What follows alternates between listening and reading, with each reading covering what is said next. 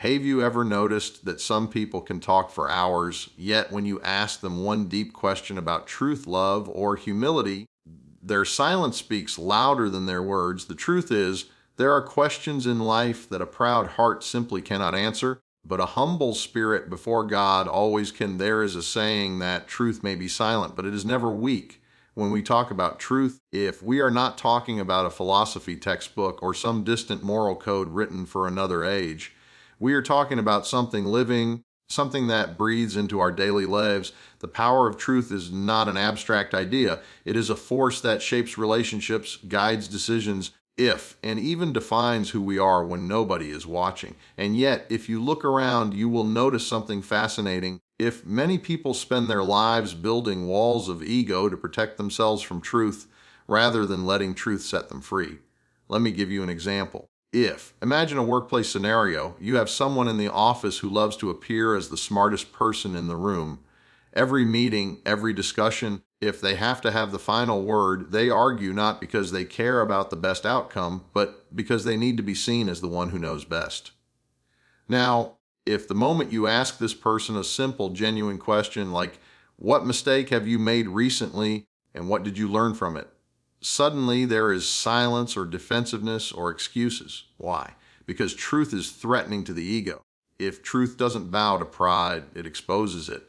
And yet, when you find the person who is willing to answer that question honestly, even if the answer reveals weakness, that person has a strength the other can never touch. Truth and ego cannot live comfortably in the same house. One must serve the other. If your truth is enslaved to your ego, you will bend reality, exaggerate stories, and avoid accountability to protect an image.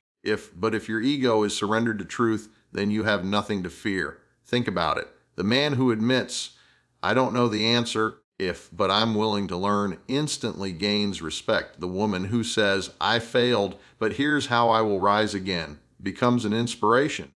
Their honesty disarms people, because the most powerful shield you can carry is not your pride, it's your authenticity. This is where God's wisdom speaks louder than the noise of society. Society teaches us that power comes from dominance, from proving others wrong, from always being first.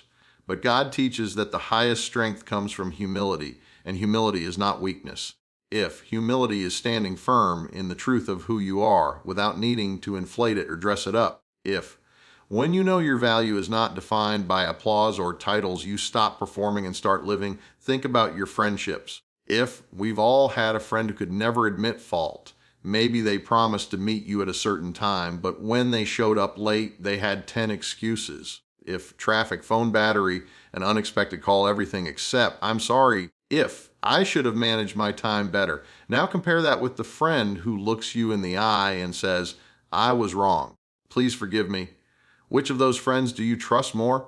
Which one deepens the bond rather than breaking it? Truth restores relationships. Ego destroys them. Even in families, this pattern repeats. Parents who cannot admit mistakes often raise children who resent them. But the parent who says, "I should have handled that differently, and I'm learning too," teaches the child that strength is not about being perfect, but about being honest.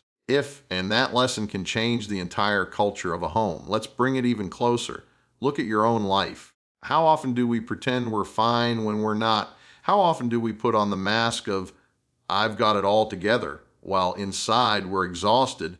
Insecure or lost, ego makes us hide, but truth invites us to heal. There is such freedom in saying, "I need help," or "I'm struggling," or "I don't know what comes next." The moment those words leave your mouth, you are no longer trapped in the cage of your own image, you are walking in light, and light, once it enters, cannot be stopped. The power of truth over ego is also the power of clarity over confusion. Ego complicates everything. It makes us analyze how people see us, how they might judge us, how we can manipulate perception. But truth simplifies life. When you are honest, you don't need to remember your lies. When you admit weakness, you don't need to build stories to cover it. When you choose truth, your energy is no longer wasted on performance, it is freed to build, to love, to create. And here is the most inspiring part: people are hungry for truth. Even if they resist it at first, deep down, every soul craves honesty. That's why when you see someone speak truth without fear, you feel drawn to them. They stand out in a world of masks. They remind us of who we could be if we let go of the need to appear more than we are, if. And that's why those who walk in truth often become leaders, not because they chase leadership, because people naturally follow authenticity. If. So here is the challenge I want to leave with you. Every day you will be faced with a choice, truth or ego. If. When your co-worker gets credit you think you deserved, will you inflate your story, or will you humbly acknowledge their success? If. When someone asks how you're doing, will you hide behind, "I'm fine," or will you risk sharing what's real? When you make a mistake, if. Will you cover it with excuses, or will you allow your honesty to shine brighter than your failure? Each small choice builds a life. Each honest moment chips away at ego and builds the foundation of something unshakable.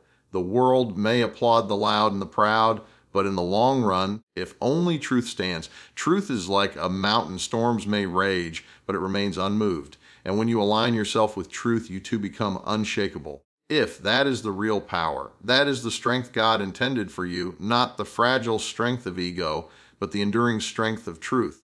There is a word that makes many people uncomfortable, yet it holds the key to living a life of freedom. That word is surrender. For most of us, if the very idea of surrender sounds like defeat, like weakness, like giving up the battle, we have been taught from childhood to fight, to prove ourselves, to never bow down. If.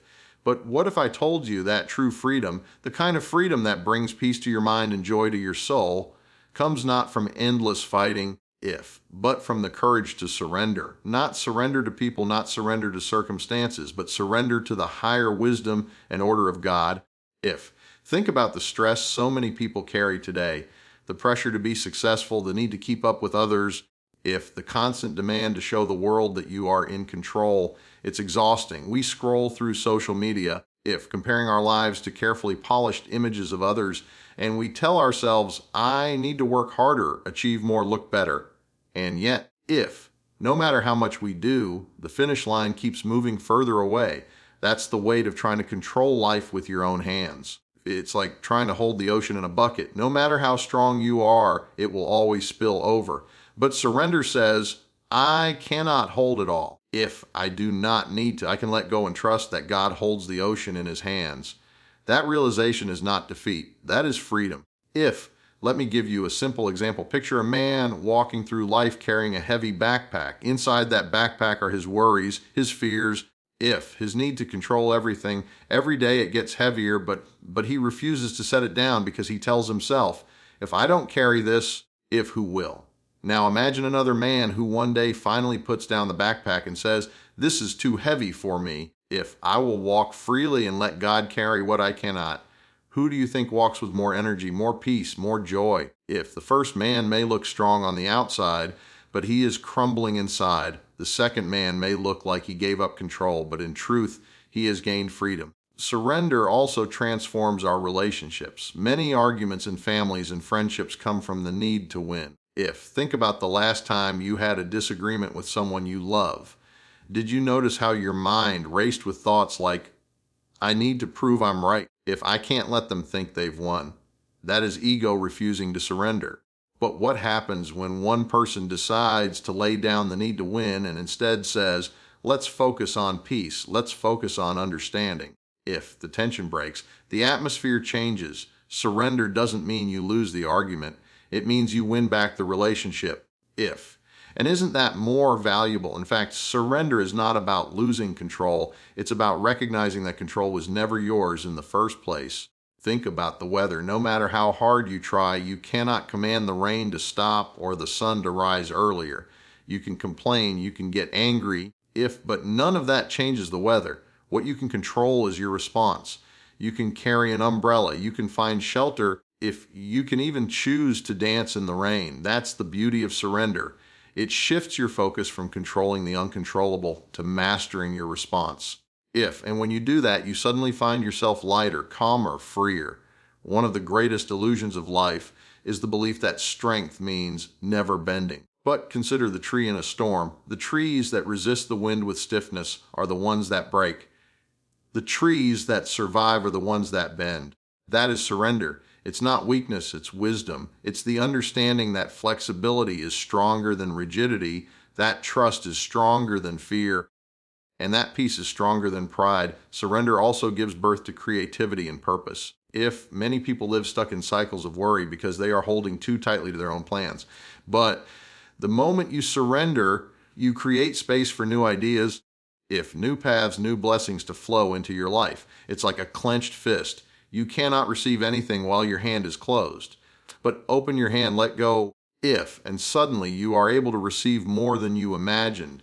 Here's something powerful. Surrender doesn't mean sitting back and doing nothing. It doesn't mean laziness. It means doing your part with excellence, but releasing the obsession over outcomes. You still study for the exam, but you surrender the results. You still work hard at your job, but you surrender the recognition. You still love people deeply, but you surrender the need to control how they love you back. This is where real peace lives. It's in that balance between effort and surrender, between planting the seed and trusting God to bring the rain. Look at the people you admire most in life. Are they the ones who are constantly tense, trying to micromanage everything? Or are they the ones who carry a quiet strength, a calm confidence, a peace that seems unshakable?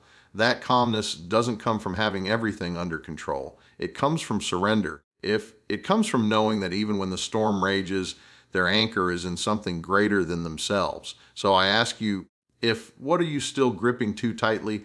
Is it the fear of failure, the fear of being judged, the need to always be in control?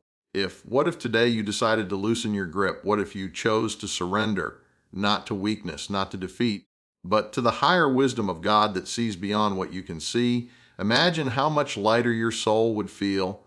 Imagine the peace that would flood your mind. Imagine the freedom of waking up each day knowing you don't have to carry the entire world on your shoulders.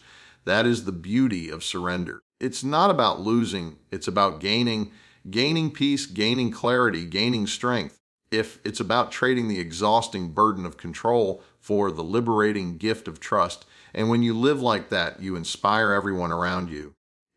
Because the most attractive thing in this restless world is not someone who looks like they control everything. It's someone who radiates peace no matter what happens.